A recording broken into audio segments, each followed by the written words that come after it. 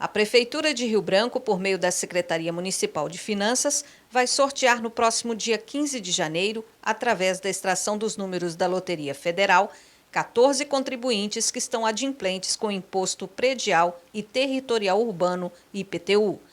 Ao todo, são mais de 50 mil imóveis cadastrados, aptos a participarem do sorteio pelo programa IPTU em Dia dá Prêmios.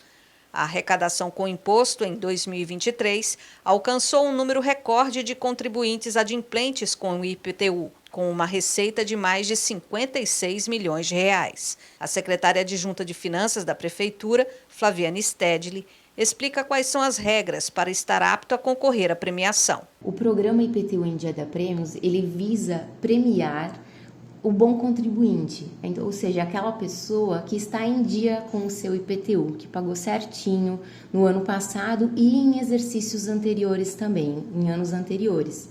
Ou seja, o imóvel ele não pode estar inscrito em dívida ativa.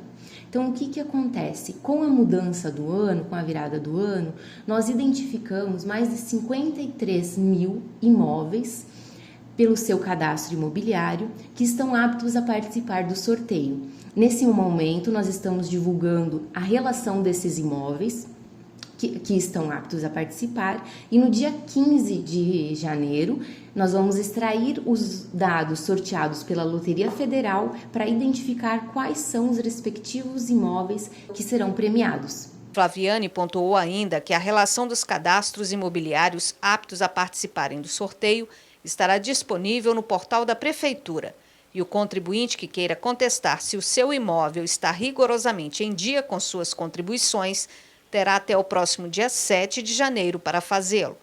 Ela falou ainda dos prêmios a serem sorteados. Então, esse ano a premiação está bem gorda, né? Serão 14 prêmios, sendo 10 televisores, 3 motos 0 km, 160 cilindradas e um carro 0 km no modelo HB20.